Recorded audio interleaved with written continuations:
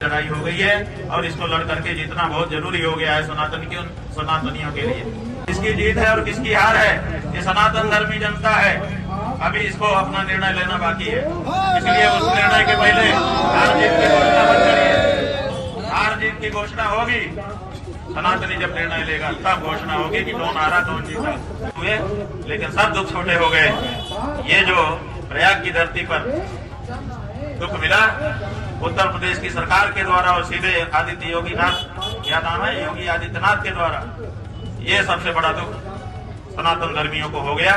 अब इस दुख की भरपाई पता नहीं कौन नेता आएगा और कौन सी पार्टी आएगी वो करेगी, ये तो समय ही बताएगा। प्रशासन की तरफ से हमको एक लिखित पन्ना आया था, वो पन्ना अगर आप पढ़ेंगे तो आप चकरा जाएंगे। उसमें बहुत सारा उपदेश था, तो हमने कहा भाई ये उपदेशक प्रशासन उपदेशक का बन गया, तो उन्होंने उसके बारे में कुछ नहीं कहा। जो प्रस्ताव हमारे पास आया था, जिसकी जिक्र हमने अभी किया, वो मौखिक आया था। हे गंगा मैया, हे यमुना माता, हे सरस्वती माता, हे महर्षि याज्ञवल्क्य, हे महर्षि भारद्वाज, हे प्रयाग के समस्त देवियों देवताओं, हमारी साक्षी में शुद्ध मन से 11 दिन बैठ करके हमने न्याय की प्रतीक्षा की है। अब दोषी दंडित हो, हमें न्याय मिले, इसका जिम्मा तुम्हारा है। जय मां। ये हत्या कर कौन रहा है? तो अगर ये हत्या यहाँ का प्रशासन कर रहा होता तो दूसरे ही दिन शासन प्रशासन के स्तर से उसको ठीक करने के लिए प्रयास किए जाते। लेकिन 10-11 दिन के लंबे अंतराल में भी जिस तरह से उत्तर प्रदेश शासन और उसके मुखिया ने इस घटना के बारे में अपना रुख दिखाया है, उससे ये साफ हो गया कि इसके पीछे एकमात्र वही कारण थे। उन्हीं के निर्देश पर यह सब हुआ और आज तक भी हो रहा है। देखिए क्या करना होगा ये तो समय तय करेगा, लेकिन जो हिंदू की सरकार कही जा रही थी उसकी तो पोल खुली गई। अगर ये हिंदू की सरकार होती तो क्या किसी हिंदू का अपमान करती? क्या शंकराचार्य पीठ का अपमान करती? इससे ये सिद्ध हो गया ये हिंदू सरकार नहीं है, ये असल में मुगल सरकार। और जैसे मुगलों को हमने भगाया है उसे भगाएंगे, सनातनियों का राज्य स्थापित करेंगे। अगर ये पार्टी जिसने ये किया है या तो वो सुधर जाए, शरणागत हो सनातनियों के सामने और कहे कि नहीं हम सनातनी संकल्प लेते हैं, और या तो फिर उसको जगह खाली करके हटना चाहिए। देश सनातनियों का है, राज सनातनियों का होगा। सनातन का विरोध करने वाले इस देश में राज नहीं कर सकते, ये कहना पड़ेगा। महाराज जी, शुरुआत में आपने एक गंभीर पहले दिन प्रश्न उठाया था कि मेरी हत्या की साजिश की गई है। क्या ये अधिकारियों द्वारा है या कहीं और से है? हालांकि उस दिन आपने थोड़ा संकेत भी किया था। इस कानूनी विषय पे आपने कुछ, किसी के सम्मान की हत्या उसकी हत्या ही है। हमारी भौतिक हत्या का प्रयास उस दिन किया गया था जो हमने आप सबसे बांटा था, लेकिन इन 11 दिनों में हमारे पीठ के सम्मान की हत्या तो कल ही दी गई। इसलिए जो हत्या की जानी थी उसमें वो सफल रहे और उन्होंने ये सनातन धर्म के प्रतीक की सम्मान की हत्या यहाँ पर की है, इसमें कोई संदेह नहीं था। इतना बड़ा निर्णय योगी आदित्यनाथ ने क्यों लिया होगा कि अपने प्रशासन से सनातन धर्म के प्रतीकों के प्रति ये रुख अपनाया गया, अपमानित किया गया सनातन धर्म के हर प्रतीक को। तो इसके पीछे अभी तक निकल करके जो जवाब आया है, जन जन ये कह रहा है, ये सब आपके 2 कारणों से है। एक तो कुंभ में आपने आदित्यनाथ योगी को भगदड़ का जिम्मेदार ठहराया था, हमने भगदड़ का जिम्मेदार उनको नहीं ठहराया था। हमने भगदड़ की घटना को छिपाने का और लिपापोती करने का उनके ऊपर आरोप लगाया था, जो कि बाद में पूरी तरह से सही सिद्ध हुआ। और दूसरा, गौ माता की रक्षा की जो आवाज हम उठा रहे हैं वो भारतीय जनता पार्टी की शासित सरकारें करना नहीं चाहती हैं, और इसीलिए गौ माता की रक्षा के लिए जो आवाज उठे उसको चुप कराने के क्रम में ये सब हमारे साथ किया गया है। ये आम जनता के द्वारा निकल करके आया हुआ जवाब है, जिसको हम सौंप दे रहे हैं। अचानक नहीं लिया, ये फैसला 11 दिन के बाद लिया है। आप इसको अचानक फैसला कहते हैं? 11 दिन के बाद हमने फैसला लिया। इतना लंबा समय तो भगवान श्री राम ने भी नहीं दिया था। जब वो रास्ता मांग रहे थे समुद्र से, तब समुद्र ने 3 दिन लगाया था। 3 दिन के बाद भगवान श्री राम ने भी कहा था, सकोप कर लिया था, तो कहा था कि लक्ष्मण मान ले आवो, विनय न मानत जलधि जड़ गई 3 दिन बीत, बोले राम सकोप तब भय उत्पन्न हो न पे। 3 दिन के बाद भगवान श्री राम को भी कोप हो गया था। हमने तो 11 दिन दिए हैं बंधु। 11 दिन में बहुत सारी बैठकें हो सकती थी, बहुत सारे विचार हो सकते थे, लेकिन 11 दिन के बाद भी जब निर्णय नहीं लिया गया, तब हमने ये निर्णय लिया है कि अब हम इसको अंतिम रूप देने के लिए निर्णायक संघर्ष करें, तो हम करेंगे। ये बताइए कि ये नीतिगत है कि क्या इस तरीके के जो सनातन के मेले हैं या व्यवस्थाएं हैं, उसमें धर्माचार्यों की राय आगे से ली जाए, विकास में ली जाए कि नहीं? धर्म का है, धर्माचार्यों की राय क्यों नहीं ली जानी चाहिए? क्या प्रशासन धर्मशास्त्र का, धर्माचार्यों की परंपराओं का विशेषज्ञ है? क्या यहाँ का मेलाधिकारी इस तरह की कोई डिग्री रखता है? क्या उसने धार्मिक जीवन जी करके कभी देखा है, अनुभव किया है? क्या कोई दूसरा जो भी अधिकारी वहाँ पर खड़े हैं, जो भी अधिकारी प्रबंधन कर रहे हैं, क्या उनको धार्मिक पद्धतियों का शास्त्रीय ज्ञान है? क्या उन्होंने इसको जी करके कभी देखा है? नहीं देखा है। तो स्वाभाविक है इस तरह के मेले जहाँ पर होंगे, धार्मिक मेले, वहाँ धर्म के जो विशेषज्ञ हैं, जिनको शास्त्र का भी ज्ञान है, जिन्होंने परंपराओं को जी करके देखा है, उनकी राय ही सबसे महत्वपूर्ण होगी।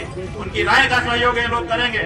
ये सीधे आकर के उनका नियमन नहीं कर सकते हैं। जिसका जो विषय नहीं है उसमें कैसे आकर के खड़ा हो जाएगा? और यही हो रहा है, इसी कारण से ये सब हुआ है। इस विषय को आप आगे लेंगे? बिल्कुल, इस विषय को आगे हम लेके जाएंगे और भारत की सरकार को इस तरह का एक कानून बनाना पड़ेगा कि जहाँ धार्मिक विश्वास होगा, वहाँ धर्म का विशेषज्ञ ही अंतिम प्रमाण होगा, बाकी सब उसके सहयोगी होंगे। वाले हमने कहा था हम निर्णय करेंगे, हमने किया।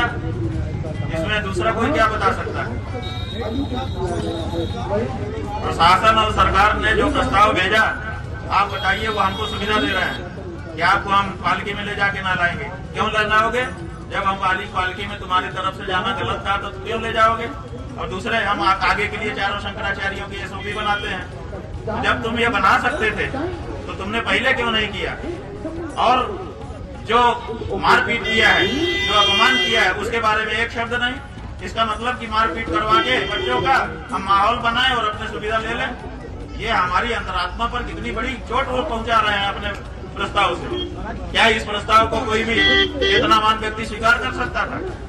इसीलिए हमको लगा कि अब देर नहीं करना चाहिए, तत्काल यहाँ से निकलना चाहिए, क्योंकि ये लोग हमको लोभ लालच दे करके हमारी जो टेक है, जो हमारे मन में पीड़ा है कि सनातन धर्मियों को मारा पीटा गया, उससे विरक्त करना चाहते हैं। कि अभी भी उसी टैक्टिस पर है कि आपको हम ये सुविधा देते हैं, ये सुविधा देते हैं, आपका ये प्रमाण करेंगे, आप मान जाइए। अरे जो आपने बात किया है उसका क्या होगा? तो इसीलिए हमने कहा था कि हम एक दिन पहले बताएंगे। बिल्कुल, आप इस विषय से अगर कह रहे हैं तो ठीक है, लेकिन हमको लगा कि अब यहाँ पर रहना ठीक नहीं है। इनकी नीयत अभी भी पछतावे की नहीं है, इनकी नीयत अभी भी अपने अपराध को स्वीकार करने की नहीं है। अभी भी ये अपनी अकड़ में ही रहना चाहते हैं, केवल सरकारी रेवड़ी बांट करके ये हमको अपने जाल में फंसाना चाहते हैं। और इसीलिए हमने निर्णय लिया कि अब हम यहाँ से निकल जाएं। आए थे स्नान के लिए, शिविर से निकले थे स्नान के लिए, और अगर बिना स्नान किए जा रहे हैं तो जहाँ तक सम्मान अपमान का प्रश्न है वो तो एक तरफ छोड़ दो। किसी सन्यासी का क्या कोई मान करेगा, क्या कोई अपमान करेगा? सन्यासी शव की तरह से होता है, उसको क्या मान और क्या अपमान। कोई आकर के उसके ऊपर रेशमी शाल उड़ा दे तो प्रसन्न नहीं होता, कोई आकर के वो शाल उठा ले तो वो अप्रसन्न नहीं होता। सन्यासी के लिए मान अपमान बराबर है, लेकिन सवाल मान अपमान से ऊंचा उठ करके न्याय अन्याय तक पहुंच गया है। क्या किसी सनातन धर्मी को गंगा यमुना के पवित्र संगम में स्नान करने से रोका जा सकता है? क्या ये संवैधानिक है? क्या यहाँ पर जो छोटे छोटे बच्चे थे, जो अपने वेद शास्त्र का अध्ययन करने के लिए घर से निकले हुए थे, जो यहाँ पर आकर के कुंभ जैसे पर्व को समझना चाहते थे कि ये कैसा होता है पर्व, यहाँ क्या क्या होता है, यहाँ आकर के अपने हिंदू धर्म की विशालता का अनुभव करने के लिए पहुंचे थे। यहाँ पर जो दंडी स्वामी आए थे, यहाँ पर जो हमारी साध्वियां आई थी, यहाँ पर जो हमारे बुजुर्ग आए थे, उन सब का जो अपमान किया गया और उनको स्नान से वंचित किया गया। अब यहाँ पर न्याय और अन्याय की लड़ाई है, संविधान और धर्मशास्त्र की लड़ाई है। और भारत जैसे देश में जहाँ बहुसंख्यक सनातनी रहता है, उसी देश में जिसमें वो सर्वाधिक संख्या में हो, उसी देश में उसका और उसके प्रतीकों का अपमान करने की लड़ाई है। इसलिए क्या करेंगे, क्या रणनीति? इसकी तो हमको बैठ करके रणनीति बनानी होगी। अभी तक तो हमने कोई रणनीति बनाई नहीं, हमने सोचा ही नहीं, क्योंकि हमारा ये विश्वास था कि लंबा समय मिल गया है, सरकारें इस पे चिंतन मनन करेगी, उत्तर प्रदेश की सरकार भी करेगी। और उत्तर प्रदेश की सरकार जिस पार्टी की है, उसी पार्टी की सरकार केंद्र सरकार भी है, वे भी इस पर चिंतन मनन करेंगे, क्योंकि केवल ये उत्तर प्रदेश का मसला नहीं है, ये विश्व में जहाँ पर भी सनातनी हिंदू विद्यमान है, उन सबका मसला है। जरूर इस पे विचार होगा। इसलिए हम भरोसा करके, आशा करके बैठे हुए थे, लेकिन आज 11 दिन के बाद वो आशा हमारी टूटी है।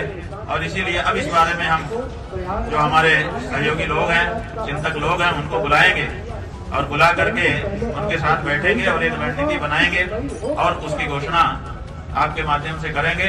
और उसका क्रियान्वयन करते हुए सनातन धर्म के मान्य प्रतीकों की रक्षा के लिए जो भी करना होगा वो सब करने के लिए हम आगे बढ़ेंगे, क्योंकि सनातनी असहाय हो रहा है।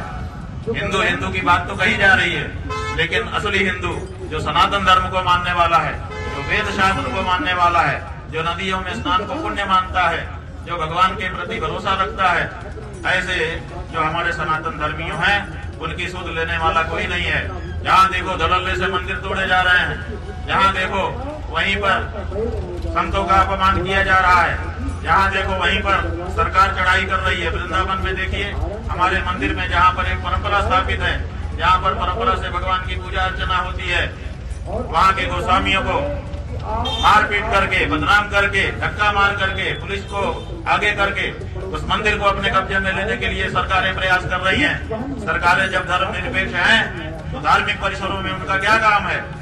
ये सब जो चीजें हो रही हैं, इनका प्रतिकार तो सनातनियों की ओर से किसी न किसी को करना होगा। हमने ये निश्चय किया है कि सनातनियों को न्याय दिलाने के लिए हम आगे आएंगे और जो भी करना होगा वो सब करेंगे, लेकिन इसकी योजना बनाने के बाद